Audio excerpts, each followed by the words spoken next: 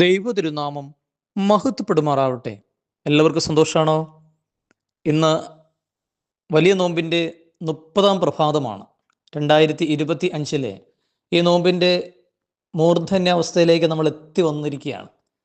ഏറ്റവും കൂടുതൽ തീക്ഷ്ണതയോടെ ഓരോ സെക്കൻഡും പ്രാർത്ഥനയെ ചാലിച്ച്, നോമ്പിൽ ഉപവാസത്തിൽ ചാലിച്ച് പോകേണ്ട മണിക്കൂറുകളാണ്. സാധാരണ നമ്മൾ നോമ്പെടുക്കുമ്പോഴാണ് നമ്മുടെ കുറവ്, പോരായ്മ, ബലഹീനത, പാപങ്ങൾ നമ്മൾ തപ്പിക്കണ്ടുപിടിക്കുന്നത്.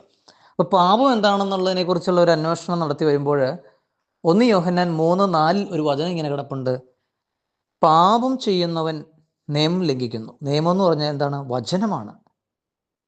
അപ്പോൾ വചനം, എഴുതപ്പെട്ട വചനങ്ങൾ നമ്മൾ ഓരോന്നോരോന്ന് ലംഘിക്കുക, മറിച്ച് എന്ന് വെച്ചാൽ നമ്മളത് നമ്മുടെ ജീവിതത്തിൽ അതിനൊരു യാതൊരു സ്ഥാനവും കൊടുക്കാതെ പോകുക എന്നതാണ് ലംഘിക്കുക എന്ന് പറയണം. ഇനി അതിന് മറ്റൊരർത്ഥത്തിൽ നമുക്കിങ്ങനെ പറയാം: ദൈവസ്നേഹം ചോർന്നു പോകുന്നതാണ് പാപം. ഇനി അങ്ങനെയാണെങ്കിൽ എന്താണ് മാനസാന്തരം? ദൈവസ്നേഹം കട്ട പിടിച്ചതാണ്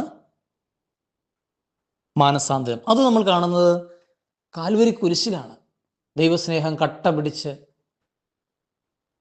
തന്നെ ശൂന്യനാക്കിക്കൊണ്ട് തൻ്റെ ശരീരത്തിൽ താനേറ്റ പങ്കപ്പാടുകൾ ഉഴവുചാല് പോലെ കീറി മുറിയപ്പെട്ട, അപ്പോൾ അത് കാണുമ്പോൾ ആ നഗ്നനായി തൂക്കപ്പെട്ടവൻ എൻ്റെ പാപങ്ങൾക്ക് വേണ്ടിയിട്ടാണ് അവൻ അടികൊണ്ടത്.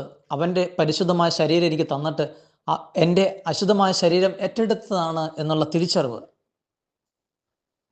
ദൈവമക്കളെ, ദൈവസ്നേഹത്തിൻ്റെ അരൂപിയാൽ നിറയാൻ നമുക്ക് പ്രാർത്ഥിച്ചുകൊണ്ട് നിങ്ങളെല്ലാവരെയും, ഈ വചനം ശ്രവിക്കുന്ന ഓരോ മകനെയും മകളെയും പാവബോധത്തിലേക്കും പശ്ചാത്താപത്തിലേക്കും പരിശുദ്ധാത്മാവിനാൽ നിറഞ്ഞു കവിയുവാൻ തക്ക വിധം പ്രാർത്ഥിച്ച് നിങ്ങളെല്ലാവരെയും കുടുംബമായി ദൈവം അനുഗ്രഹിക്കട്ടെ എന്ന് പ്രാർത്ഥിച്ചുകൊണ്ട് പ്രാർത്ഥനാപൂർവ്വം പുത്തൂർക്കുടലിൽ ജയ്മോനച്ചൻ.